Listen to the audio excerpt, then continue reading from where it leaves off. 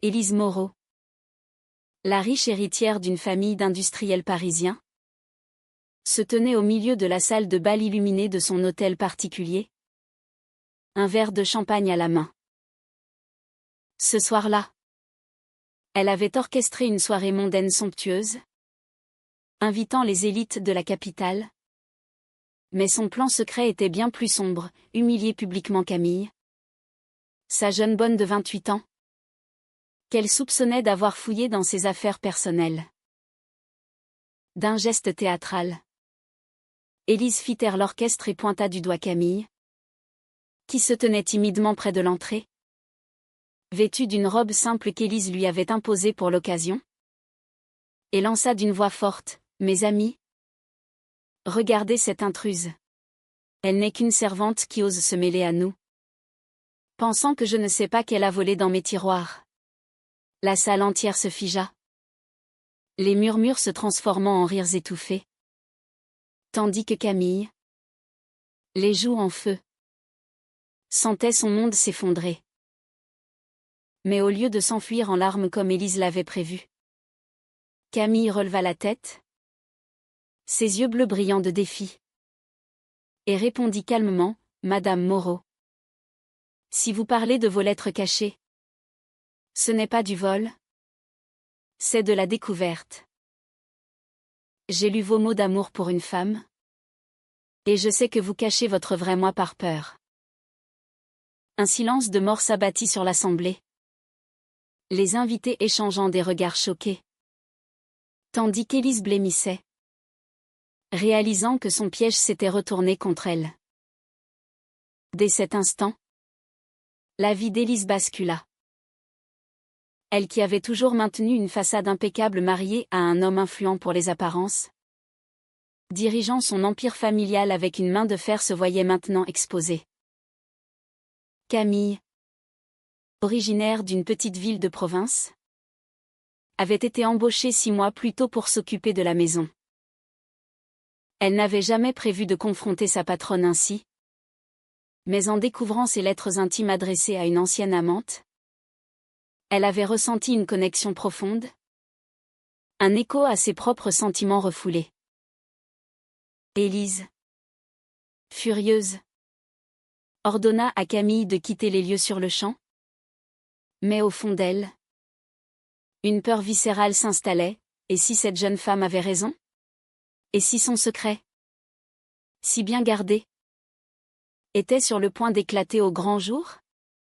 Le lendemain matin, Élise se réveilla avec une migraine lancinante, les journaux People déjà bruissants de rumeurs sur la scène de la veille. Son mari, Pierre, un avocat ambitieux, la confronta dans leur chambre. « Qu'est-ce que c'était que cette histoire de lettres? Explique-toi. » Élise. « Ou je jure que je pars. » Elle balbutia une excuse, prétextant un malentendu. Mais Pierre n'était pas dupe. Leur mariage, arrangé par leur famille pour consolider des alliances d'affaires, n'avait jamais été passionné. Élise avait toujours su qu'elle préférait les femmes. Mais la pression sociale l'avait forcée à enterrer cela. Camille, de son côté, errait dans les rues de Paris, sans emploi ni toit, regrettant son impulsivité. Pourquoi avait-elle parlé? Était-ce par vengeance? Ou par un espoir fou que Élise reconnaisse enfin ses sentiments?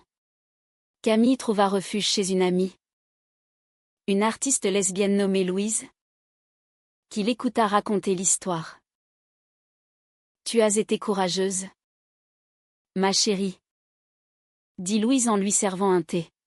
« Mais maintenant, tu as mis le doigt sur une plaie ouverte. Cette femme, Élise, elle est prisonnière de son monde. Si tu l'aimes vraiment, comme je le sens dans ta voix, tu vas devoir décider, la laisser partir ou lutter pour elle? » Camille nia d'abord. Mais au fond, elle savait que depuis des mois, observer Élise de loin avait éveillé en elle un désir qu'elle n'avait jamais osé nommer.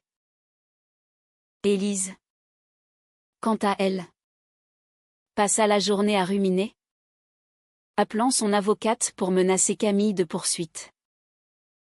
Pourtant, au lieu d'appuyer sur la touche d'appel, elle relut ses propres lettres.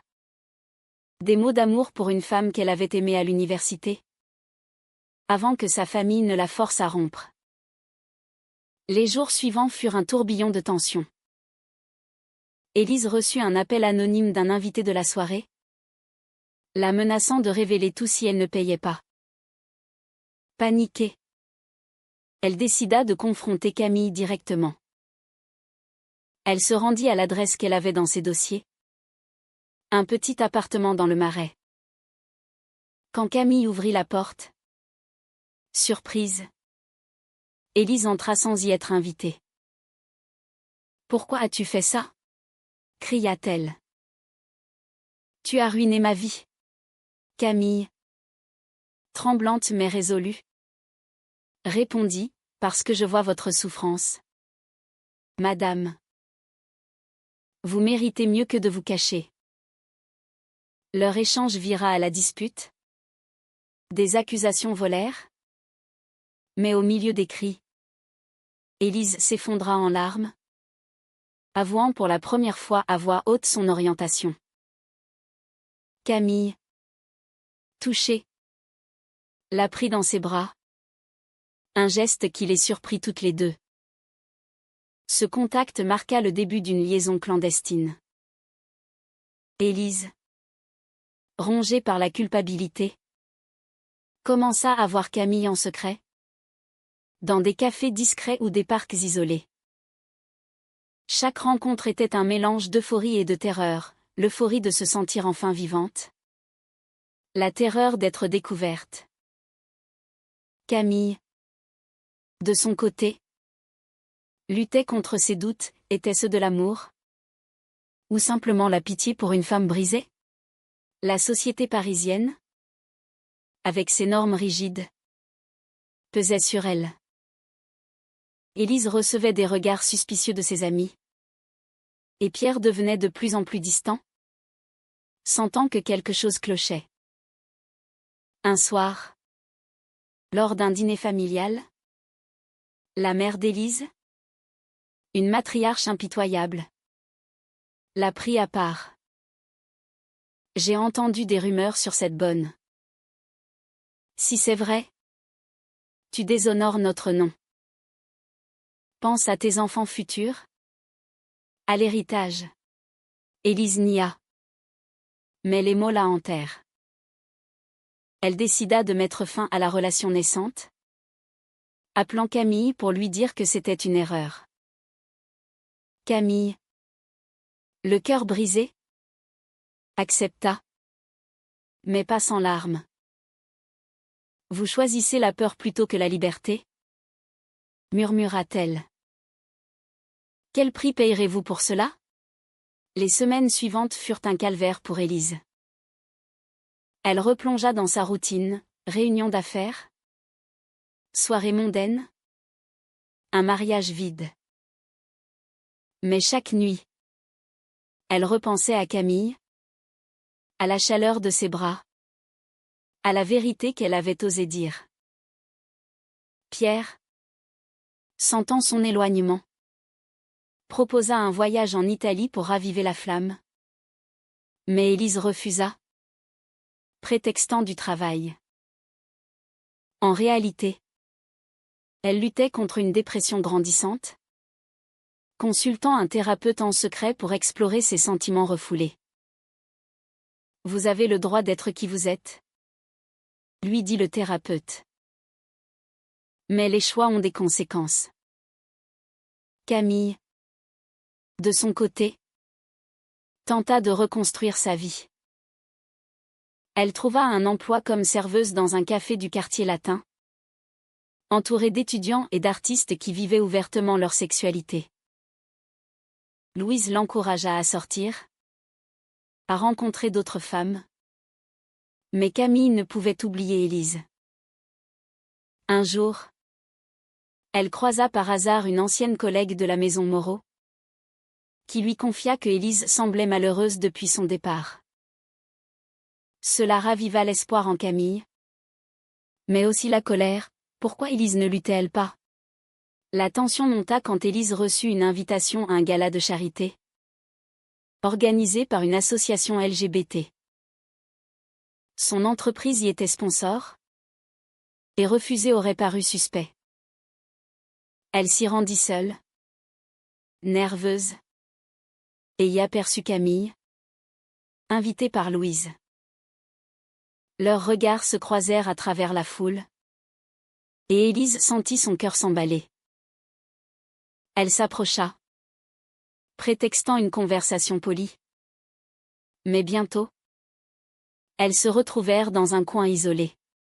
« Je n'arrive pas à t'oublier », avoua Élise.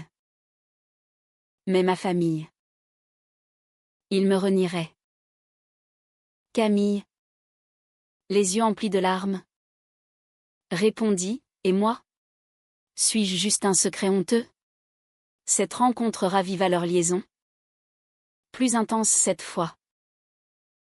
Elles se voyaient en cachette, partageant des moments volés dans des hôtels anonymes. Élise commença à questionner ses priorités, l'argent, le statut. Valait-il une vie de mensonge? Camille, cependant, sentait la pression sociale peser sur elle aussi. Ses parents, conservateurs en province, l'appelaient souvent, insistant pour qu'elle se marie. « Tu as 28 ans. Il est temps, » disait-il. Camille leur cachait tout, mais le mensonge la rongeait. Un conflit majeur éclata quand Pierre découvrit des messages sur le téléphone d'Élise. Furieux, il la confronta, « C'est elle. N'est-ce pas? Cette bonne. Tu me trompes avec une femme? » Élise, paniquée, nia d'abord, mais face à l'évidence, elle avoua. Pierre, blessé dans son ego, menaça de divorcer et de tout révéler à la presse. « Tu vas perdre tout, Élise. Ton empire. Ta famille. » Elle le supplia de se taire, promettant de rompre avec Camille. Mais au fond, elle savait que c'était impossible. Camille, apprenant la confrontation, décida de prendre les devants. Elle contacta la mère d'Élise, anonymement, pour plaider leur cause. Mais la mère, devinant l'identité de la plante, la menaça, « Laissez ma fille tranquille, ou je vous détruirai. » Terrifiée, Camille raconta tout à Élise, qui explosa de rage. « Tu as osé contacter ma mère? Tu veux tout ruiner? » Leur dispute fut violente. Des mots blessants fusèrent. Et Camille partit en claquant la porte, se sentant trahie. Pourtant, cette crise força Élise à réfléchir. Elle consulta son avocate pour évaluer les conséquences d'un divorce. « Vous perdrez beaucoup, mais vous gagnerez votre liberté, » dit l'avocate.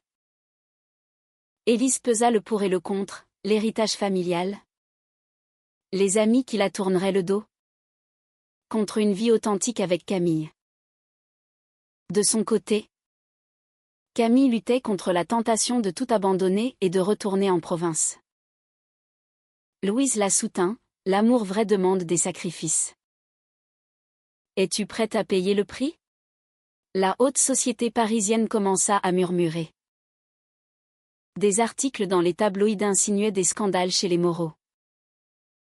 Élise, pour apaiser les rumeurs, accepta une interview où elle démentit tout. Mais ces mots sonnaient faux. Camille, lisant l'article, se sentit blessée, Élise la reniait publiquement. « Elle décida de partir pour Lyon, chez ses parents, Pour réfléchir. Avant de partir, elle envoya un message à Élise: si tu choisis la façade, je m'en vais pour de bon. Élise, recevant le message, fut dévastée. Elle annula tous ses rendez-vous et se rendit à la gare, espérant intercepter Camille. Mais elle arriva trop tard, le train était parti. Seule sur le quai, elle pleura, réalisant le prix de son indécision. De retour à Paris, Élise sombra dans une spirale de regrets. Elle ignora les appels de Pierre, qui insistait pour une réconciliation publique, et se concentra sur son travail. Mais son esprit vagabondait vers Camille. En province, Camille affronta ses parents, qui la pressaient de questions sur sa vie sentimentale. « Pourquoi n'as-tu pas de petite amie ?» demanda sa mère. Camille, épuisée par les mensonges, avoua enfin: parce que j'aime les femmes. Maman. Et j'aime quelqu'un en particulier. Le choc fut immense, son père hurla. Sa mère pleura, l'accusant de les déshonorer. Camille, blessée, quitta la maison familiale pour un hôtel, se sentant plus seule que jamais. Élise, apprenant par Louise que Camille avait tout révélé à ses parents, décida d'agir. Elle prit un train pour Lyon, déterminée à la retrouver. Arrivée, elle appela Camille, qui accepta de la rencontrer dans un parc. « Pourquoi es-tu venue ?» demanda Camille, les yeux rougis. Élise, tremblante, répondit: parce que je ne peux plus vivre sans toi. Je vais divorcer de Pierre. Camille, sceptique, la défia: et ta famille? La société? Es-tu prête à tout perdre? Élise hocha la tête. Mais au fond, elle doutait encore. Leur réunion fut émouvante, mais tendue. Elles passèrent la nuit à parler, à partager leurs peurs. Camille raconta son enfance difficile, marquée par des moqueries à l'école pour son allure tombois. Élise confia son premier amour à l'université, brisée par la pression familiale. Pour la première fois, elle se sentait comprise, mais le retour à Paris apporta de nouveaux défis. Pierre, furieux, engagea un détective qui fournit des preuves de leur liaison. Il les confronta chez Élise: « Vous deux? C'est pathétique. Je vais tout dire à ta mère. » La mère d'Élise, informée, convoqua une réunion familiale. Dans le salon ancestral, elle attaqua: « Tu choisis cette servante plutôt que ton devoir? Tu nous ruines. » Élise, soutenue par Camille qui l'accompagnait, défendit leur amour: « C'est ma vie, pas la vôtre. » La dispute dégénéra, la mère la déshérita sur le champ. Et le frère d'Élise, ambitieux, la menaça de prendre le contrôle de l'entreprise. Élise quitta la maison, le cœur lourd, réalisant le prix de sa liberté, la perte de son héritage.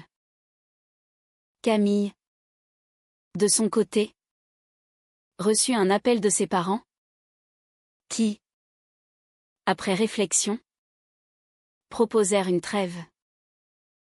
« Nous t'aimons, malgré tout, » dit sa mère. Mais Camille savait que l'acceptation serait longue. Ensemble, Élise et Camille emménagèrent dans un petit appartement, loin du luxe. Élise vendit des actions pour survivre, mais les rumeurs dans les cercles d'affaires la marginalisèrent. Des clients se retirèrent, Des amis disparurent. Un nouveau conflit surgit quand une ex-amante d'Élise, jalouse, contacta Camille anonymement, envoyant des photos compromettantes. Elle te trompe? Comme elle m'a trompé, disait le message. Camille, doutant, confronta Élise, qui avoua une brève aventure passée, mais jura fidélité. La confiance ébranlée, Camille envisagea de partir. Comment te croire? Après tous tes mensonges? Élise, désespérée, promit transparence. Mais le dommage était fait. La société les jugeait sévèrement. Lors d'une manifestation pour les droits LGBT, elles furent reconnues, et des paparazzis les harcelèrent. Élise, habituée à la discrétion, paniqua, tandis que Camille, plus résiliente, la soutint. Ce moment les unit, mais révéla leurs différences. Élise craignait le regard des autres, Camille l'affrontait. Au fil des mois, Élise rebâtit sa vie, lançant une petite entreprise avec l'aide de contacts progressistes. Camille reprit des études en art, trouvant un équilibre. Mais la pression persista, Pierre refusa le divorce amiable, exigeant une compensation exorbitante. Élise, pour protéger Camille, accepta de payer, sacrifiant ses économies. La bataille judiciaire s'intensifia.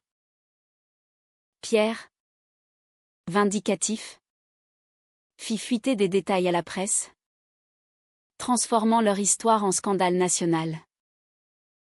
Les titres hurlaient, l'héritière Moreau abandonne tout pour un amour interdit.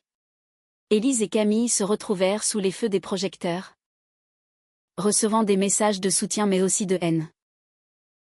Des groupes conservateurs les dénoncèrent, tandis que la communauté LGBT les acclama comme symbole.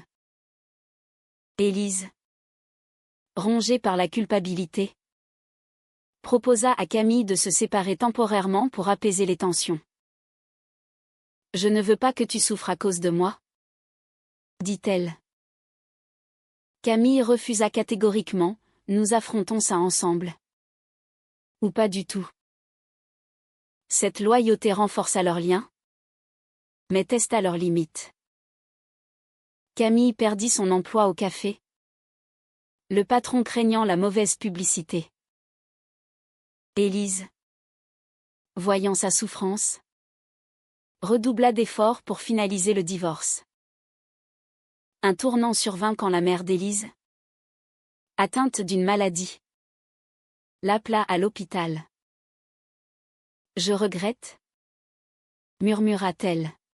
« J'ai eu tort de te forcer. » Élise, émue, pardonna, mais refusa de renoncer à Camille. La mère, avant de mourir, modifia son testament, laissant une part à Élise. Ce geste inattendu soulagea financièrement. Mais émotionnellement, Élise pleura la perte d'une relation brisée par les préjugés. Camille, inspirée, organisa une exposition d'art sur les thèmes de l'identité et de l'amour interdit. Élise y assista, fière. Mais un incident éclata, un manifestant homophobe lança des insultes, et une bagarre s'ensuivit. Camille fut blessée légèrement. Et Élise, protectrice, la défendit publiquement pour la première fois. Ce moment de courage marqua un éveil pour Élise, elle n'avait plus peur. Pourtant, des trahisons internes surgirent. Le frère d'Élise, jaloux, tenta de saboter son entreprise naissante en répandant des rumeurs.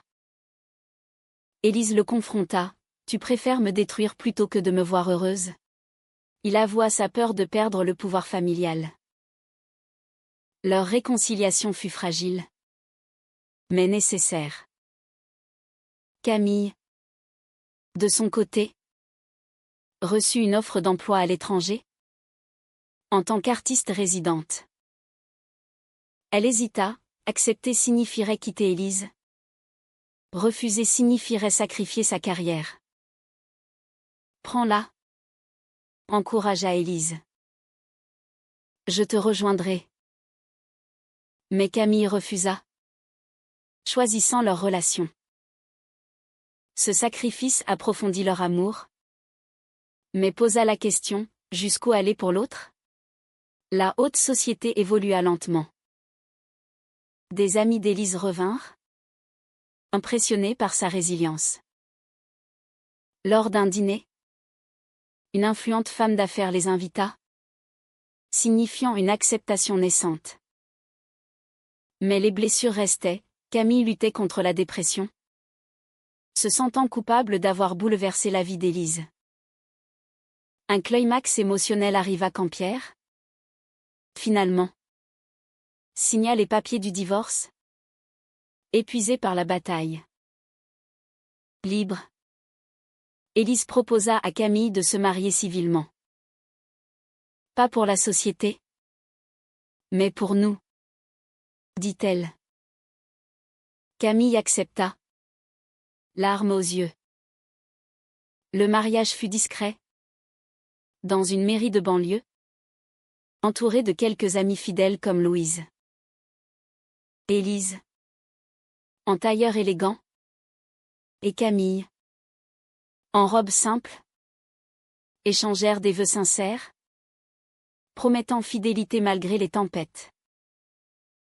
Mais la joie fut de courte durée, un article malveillant parut, accusant Élise d'avoir manipulé Camille pour son héritage. Bien que faux, cela raviva les doutes. Élise, déterminée, organisa une conférence de presse pour clarifier: mon amour pour Camille est réel. J'ai payé cher pour le vivre, et je ne regrette rien. Cette déclaration publique marqua sa transformation, d'une femme cachée à une militante. Camille, à ses côtés, ajouta: nous avons tous des choix à faire. Les nôtres nous ont coûté, mais nous ont libérés. Les mois suivants apportèrent la paix.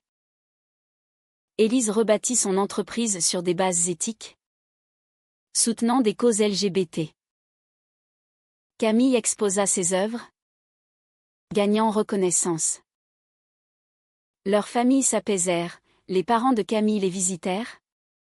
Acceptant progressivement, le frère d'Élise signa une trêve. Pourtant, des cicatrices persistaient. Élise rêvait parfois de sa vie d'avant, se demandant si le prix en valait la peine. Camille, sentant ses doutes, la rassurait: nous avons choisi l'authenticité. C'est ça, la vraie richesse. Un dernier conflit surgit quand une ancienne amie d'Élise, conservatrice, tenta de les séparer en offrant à Élise un poste prestigieux à condition de rompre. Élise refusa fermement: j'ai déjà tout perdu une fois. Je ne recommencerai pas. Cette décision scella leur engagement. Au fil du temps, elles devinrent un exemple pour d'autres, aidant des jeunes femmes en lutte avec leur identité. Mais la société française, bien que progressiste, gardait des poches de résistance. Elles affrontèrent des discriminations subtiles, mais leur amour grandit. À la fin, assise sur un banc face à la Seine, Élise murmura: avons-nous fait le bon choix? Camille sourit: oui. Parce que nous sommes ensemble. A-t-on toujours raison de sacrifier tout pour l'amour, même si cela blesse ceux qui nous entourent?